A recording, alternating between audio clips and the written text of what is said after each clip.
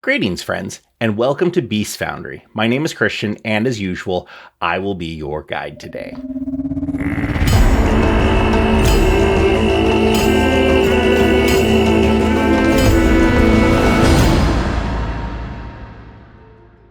Now today, we're going to talk about one of the Beast Foundry custom ancestries, the Nagi. And they are a race of serpent people. The name is kind of a derivative of Naga.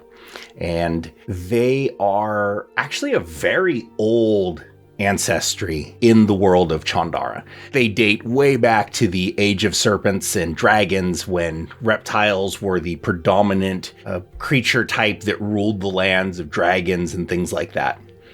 And they have been on the decline for quite some time. In fact, really in the world, there's only one place that is left that they hold a significant seat of power. You can find them here and there all over the world, but for the most part, their empire has just been completely diminished into just one tiny section. They're still a pretty powerful, influence in the world. They have a great deal of wealth and they're reasonably powerful. So let's take a look at this ancestry and see if it's something you might like. So as we get into this and you look at the picture, clearly these are snake-like humanoids. And one thing that actually has kind of always bugged me, and if you've listened to any of our podcasts, our Creators Corner, I've mentioned this, strangely enough, a lot of your races, ancestries, whatever you wish to call them, over the fantasy settings, there hasn't been anything available to players that have that serpentine lower section. And sci-fi settings always seem to have it. I don't know why fantasy settings don't, but here is one. So let's take a look at them, shall we? So they have what is a very standard build as far as they have strength and intelligence and a free ability boost. Their penalty is wisdom. They're a little cold and calculating, and they do have a tendency to be a little impetuous, not taking full account into the situation around them when they get angry. They have dark vision. They're able to see in darkness. Your standard 8 hit points base to start off with, and a move 25 feet. They are medium. They are humanoid Nagi. They are an uncommon ancestry, just because, like I said, there is not a huge amount of them left. So yes, you'll see them in big cities and things like that, but they're not something you're just going to see constantly in your travels. We have, of course, all of the standard information of, about player options, their physical description, society, alignment, religion, names. Check them out and read all that if you are interested in it. And let's cover some of the heritages, shall we? First, we have the coiled Nagi. They gain a constrict action. So if they have you grappled, they can spend an action to deal a D8 in constricting damage. And basically this is done by the enemy makes a fortitude save against your athletics DC. It's basic fortitude, so depending on success, they'll take double, full, half damage, no damage. So very similar to how it works for enemies. Next, we have the hypnotic Nagi, and they can cast the Daze cantrip as an arcane innate spell. It is heightened to half their level, and as most innate spells are, and as an innate cantrip, they can just cast this at will. And you also become trained in arcane spell attack rolls and spell DCs, and your key spellcasting ability modifier is charisma. Next, we have the predatory Nagi. They gain a imprecise scent ability within 30 feet. They are hunters, and they are used to tracking by scent. They also gain a +2 circumstance bonus to tracking things that they have smelled before. So as long as they are familiar with the scent, they gain a +2 circumstance bonus for that. There are the sea serpent Nagi. They gain a 15-foot swim speed. And finally, we have shifter Nagi, and they gain an ability to cast pest form as an innate primal spell once a day. However, they can only assume the form of a serpent. So let's take a look at first level feats. We have Poison Bulwark. You basically are resistant to poison effects. You gain a +1 bonus to saving throws versus poison, and you gain poison resistance equal to half your level, minimum 1. Retractable fangs. This has a prerequisite of being a predatory Nagi. You possess sharp fangs. You are able to deliver a 1d6 piercing unarmed strike. Snake tongue. You are able to speak with animals as a constant effect. However, it only applies to serpents. It's going to be a little up to your DM exactly everything that qualifies as a serpent.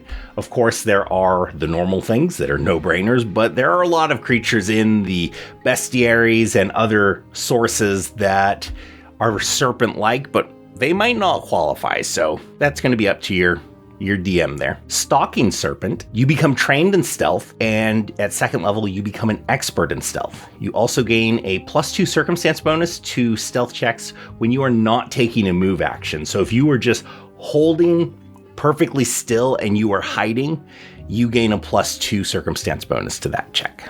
We have Tail Strike. This allows you to make a tail attack. It deals 1d8 bludgeoning damage, and it also has the grapple and trip traits.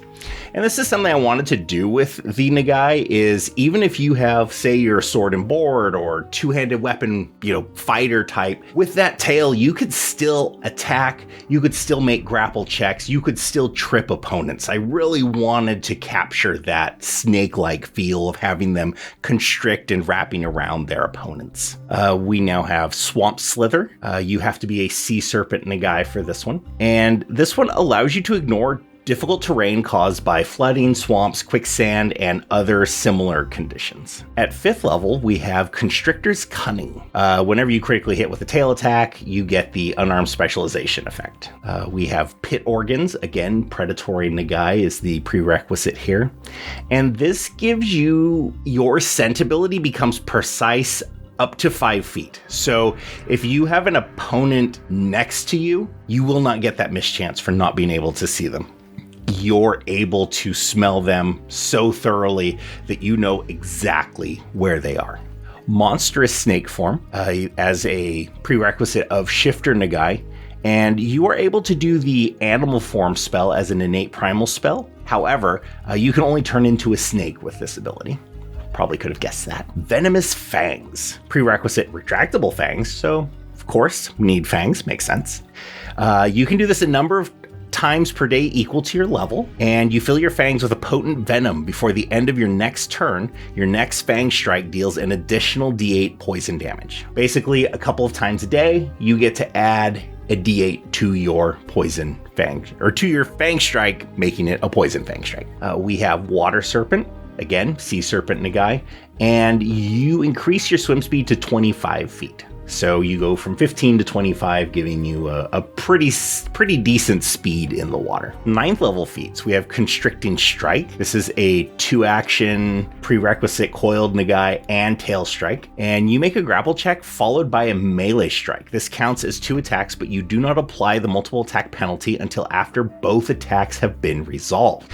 Now, what this does is, you make that grapple check first, followed by your melee strike. So if you are successful in grappling, they are now flat-footed. So you can wrap your tail around them and you can just hammer away with your weapon. And you don't get that multi-attack penalty until after these attacks resolve. So you could gain a net +2 basically to your second attack. I just thought that was a really fun way to really get back into this whole serpent vibe of them wrapping around and crushing you and just going to town on you. We have Crushing Constrictor, prerequisite coiled Nagi and tail strike again. Your tail is a powerful weapon. You can crush the life from your foes, increase the damage of your tail strike, and constrict action to D10. So both of those damages go from a D8 to a D10. And then we have Dance of the Serpent, prerequisite hypnotic Nagi. Now, I will note that there's a fair number of feats here that are directly tied to the heritage that you chose, and I was just having fun with that. There's plenty of feats for you to choose from, and I feel some pretty decent feats, but all of the 9th level feats at the moment are tied to a specific heritage. Anyways, back to Dance of the Serpent. You slowly sway, drawing your target into a hypnotic trance. Make a perform check against the target's will. This is a 2-action ability, as you can see. Critical success, the target is fascinated and flat-footed until the end of your next turn. Success, the target is fascinated until the end of your next turn. Failure, no effect. Critical failure, the target is immune for 10 minutes. So this is that classic, snake dance that, everyone has seen videos and whatnot. And 13th level, this is our last feat for them, and I only did one. Later, there are going to be more supplements for these ancestries and feat support, so this is just the beginning for all of this. And finally, at 13th level, we have Tail Expertise. Prerequisite, Constrictor's Cunning. Your fighting prowess with your tail rivals that of predatory beasts. When you gain a class feature that grants you expert or greater proficiency with a given weapon or weapons, you also gain proficiency for unarmed attacks as well. So basically, if you are not a strong melee class, this is a way that you can still keep your tail attack reasonably decent, or keep it on par with your other combat abilities. That's about all we have for the Nagi. I hope you've enjoyed taking a look at this ancestry with me, and we have several others for you to look at. So if you found this interesting, like what we had to say, please like and subscribe. You can find this ancestry on the Beast Foundry Patreon, along with many others, equipment, the world we're developing, and we play in that world through our West Marches game on the Roll for Intent Discord. We run games weekly, a lot of fun. So if you ever want to check that out, feel free. You will find links to that in the description below. But other than that, game well, my friends.